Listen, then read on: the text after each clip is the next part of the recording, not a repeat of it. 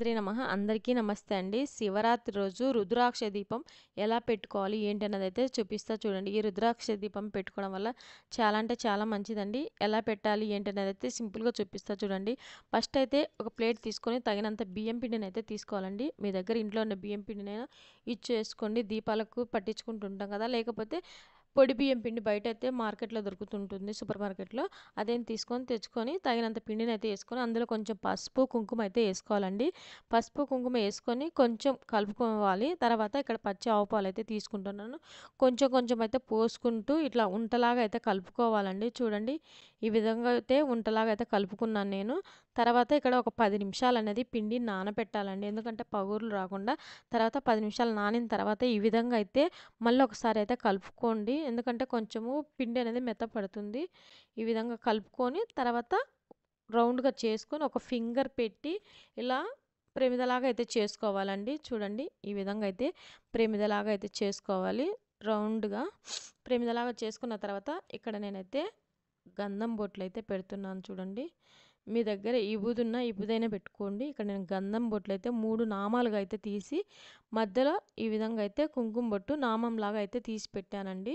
ఇక్కడ చుట్టూరైతే నేను గంధంతో అయితే బొట్లయితే పెట్టుకున్నానండి. చూడండి ఈ విధంగా అయితే గంధంతో అయితే కొంచెం బొట్లు పెట్టుకున్నాను చుట్టూరు. మీరు చేత పెట్టుకోవాలంటే చేత పెట్టుకోవచ్చు. ఇలా బడ్స్ తీసుకొనైనా లేకుంటే అగరబత్తి అయినా తీసుకొని ఈ విధంగా అయితే బొట్లయితే పెట్టుకోవచ్చండి. సింపుల్‌గా మహాశివరాత్రి రోజు ఈ విధంగా అయితే రుద్రాక్ష దీపం పెట్టుకోవచ్చండి. మీ దగ్గర ఒకవేళ రుద్రాక్ష మాల ఉంటే చుట్టూరైతే రుద్రాక్ష మాల కూడా పెట్టండి. లేదు రుద్రాక్షాలు లేవు మాల లేక అనుకుంటే మన దగ్గర రుద్రాక్షాలు మామూలుగా పూజ సామాను కొట్లో ఏం దొరుకుతాయి రుద్రాక్షాలు. అవన్నీ తెచ్చుకొని ఇలా పెట్టుకొని పిండి దీపం దగ్గర ముట్టించుకోవచ్చండి. ఈ విధంగా అయితే బొట్లు పెట్టుకున్న తర్వాత ఒక ప్లేట్ తీసుకొని ప్లేట్‌లో తమలపాకు అయితే యేసుకొని అందులో ఆయిల్ అయితే యేసుకున్నానండి. ఇలా ఒత్తినైతే పెట్టుకుంటున్నా చూడండి. ఒక ప్లేట్‌లోకి తీసుకొని ఈ విధంగా అయితే నేను పెట్టుకున్నానండి.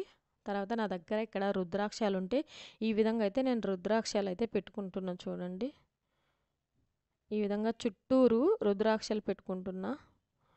తర్వాత నేను పీఠం మీదనైతే పెట్టుకొని పువ్వులతో అయితే అలంకరించుకున్నానండి. చూసారు కదా!